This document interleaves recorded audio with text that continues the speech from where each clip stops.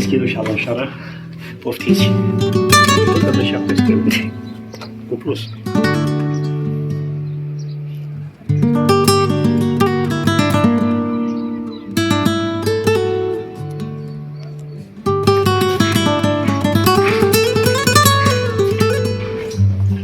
Să rămână.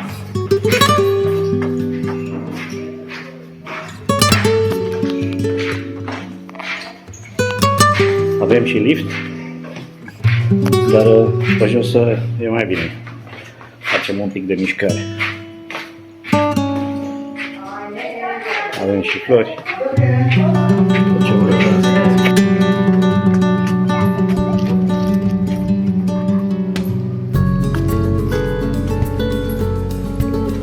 Stai că vine să-i spun. Nu era acolo. Hai la mașină să punem astea.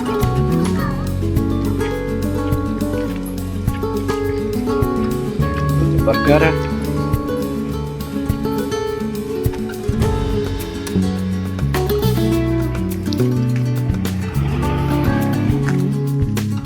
Hei! Bine ați venit la obzor.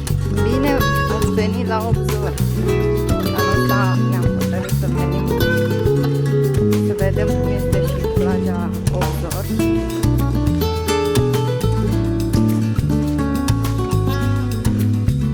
Să facem o vizită în Obzor.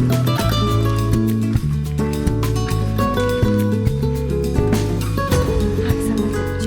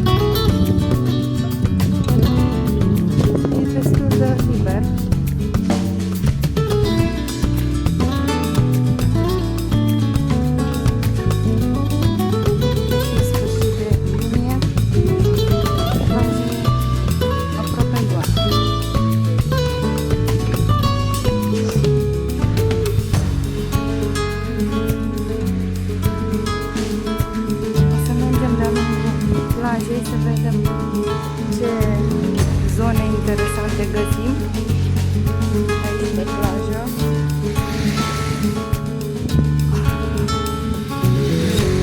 Și să ne bucurăm de această mini-vacanță.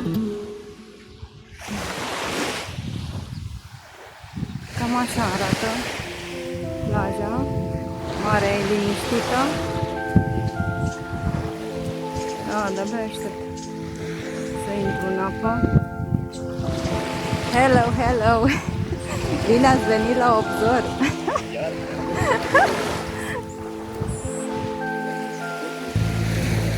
Wow! E super! Stațiunea e liniștită, nu prea ai multe opțiuni, multe variante. Să vedem ce... Să mergem până în capăt, să vedem cam ce avem. Uite mare.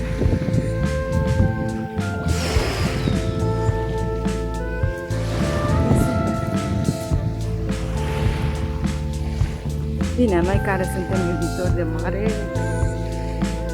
ne place oriunde este mare. Da, papuci. Uita papuci aici.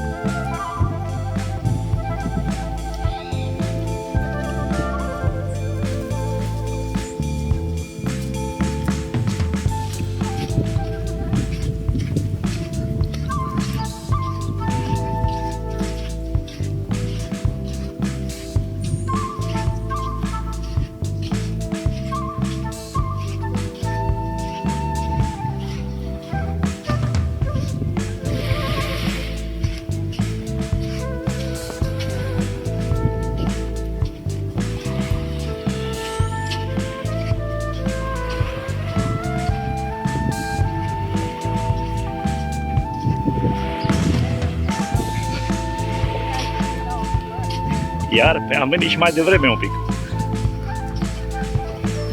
Câte veniri au?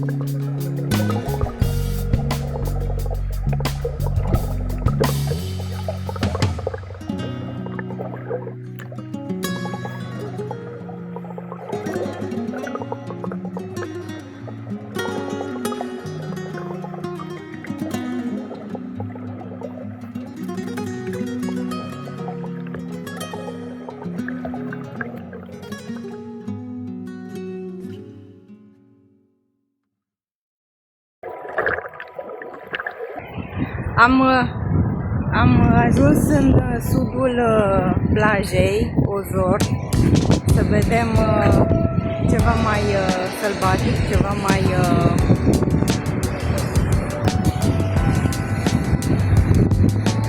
mai liniștit este decât în centrul stațiunii.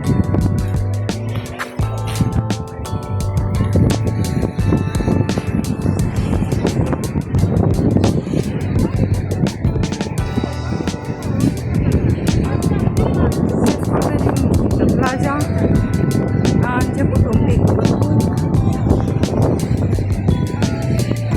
dar a fost ok.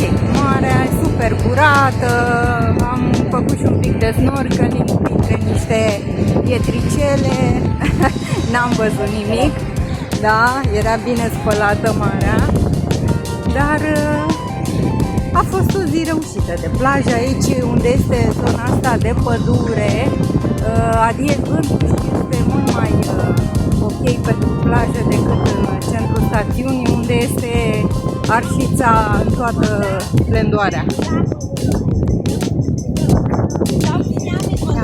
Acum mergem spre hotel și pot să spun că a fost o zi reușită de plajă. Ok, pe curând, pa! Ok, am ajuns la o plajă privată, Cuba. Un hotel cu ieșire direct la plajă.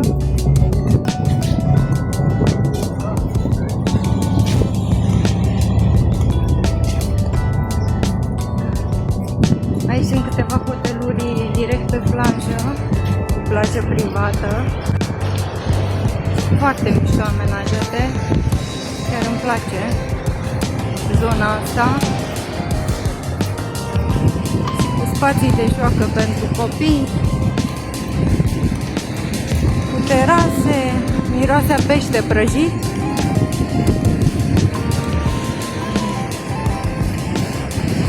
Și încet ne îndreptăm spre hotelul nostru, care e undeva spre centrul stațiunii.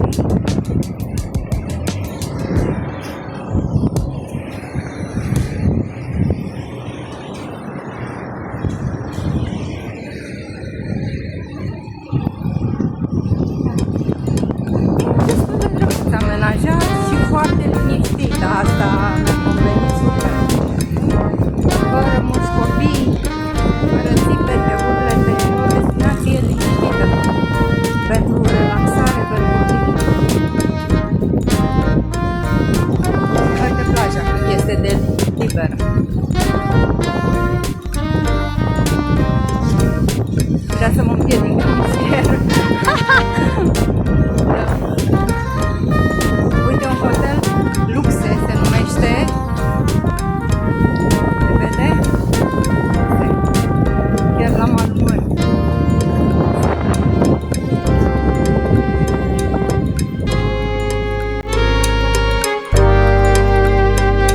Am ajuns într-un parculeț foarte frumos din Obzor și am vrut neapărat să-l filmăm un pic. Că e super, super frumos, curat, aranjat, toaletat, cu trandafiri, cu apă, cu fântână, cu loc de joacă pentru copii. Super! E frumos! Adică o oază de liniște chiar la mare, unde să ieși seara, să te relaxezi.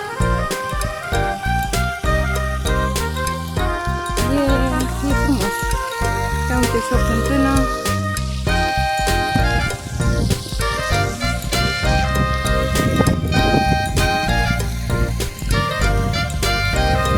Super.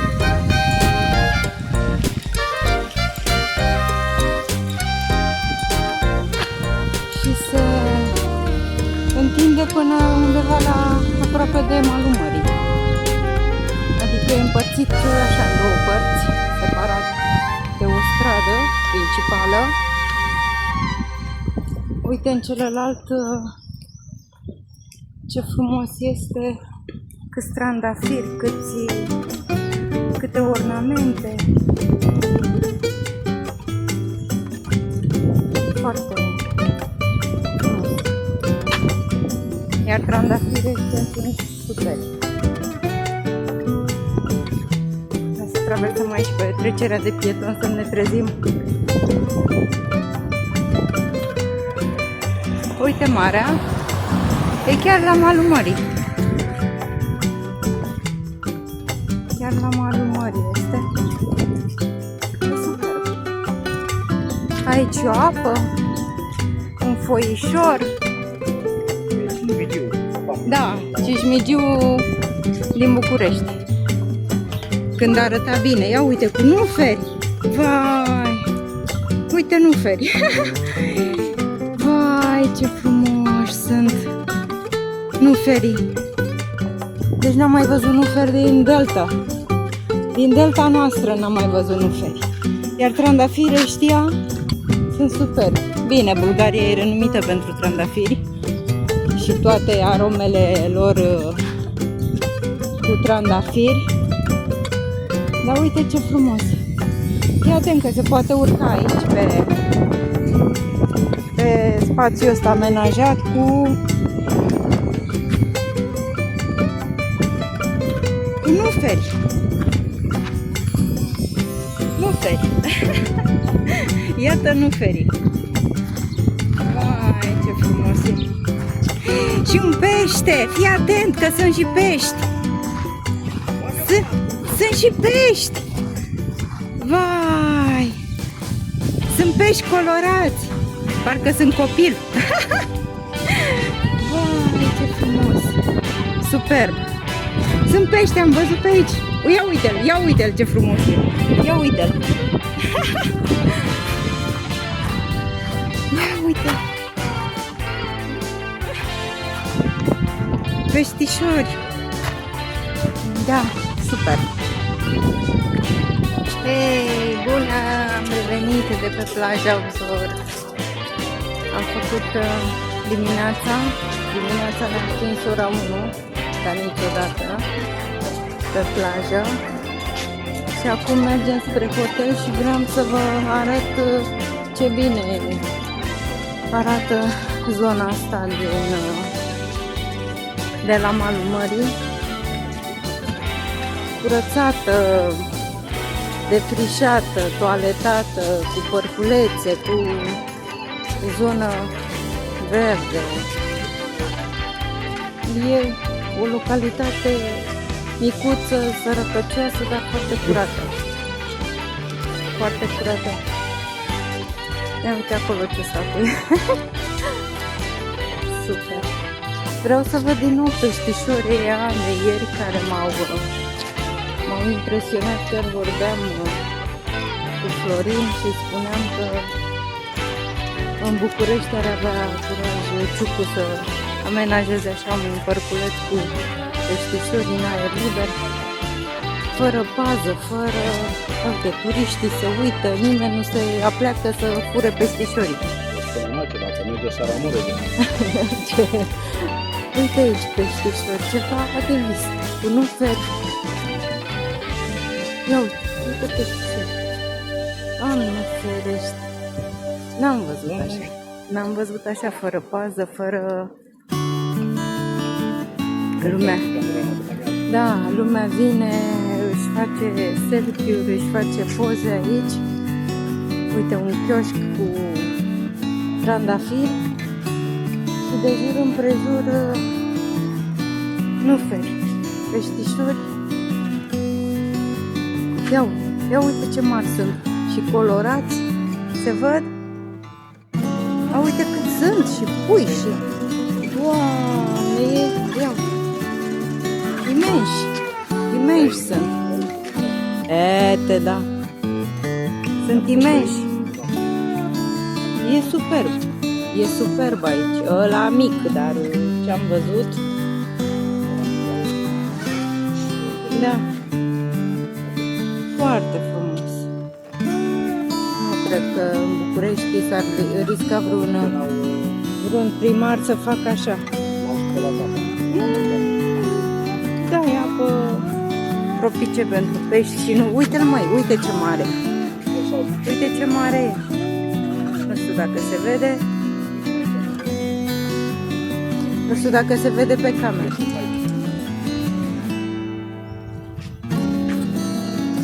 Super. Da, mi-a plăcut diseară. Cred că o să ridicăm drona. Da, ia uite ce mare. S-a riscat vreun primar să facă așa ceva în București? Nu cred. Cred că ar pune și... ar scoate și jandarmii să păzească un parc de ăsta. Uite, nu e nimeni aici pe păză.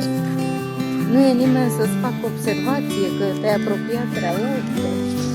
Dar ce m-a impresionat? Curățenia, frate, ce curățenie! Totul toaletat, curățat. Iarba tăiată. Pomii toaletați. În diferite forme. E super frumos. Îmi place maxim. Îmi place maxim. Și suntem la sfârșit de iunie, peste 2 zile intrăm în iulie. Și uite că nu e aglomerat. Uite ce liber e. Nu e balamuc, nu e zgomot, nu e muzică, nu e... Da, bine, prețurile, asta e, peste tot prețurile sunt mari. Dar e frumos. Mi-a plăcut. Chiar ne-am simțit bine, ne-am odihnit. Am făcut și plajă, am făcut și filmări și poze. Diseară, da, venim să ridicăm drona. Uite acolo ceva, un edificiu, ceva. Acolo, vezi? Da. Da, să vedem și deasupra cum se vede. Filmarea de sus.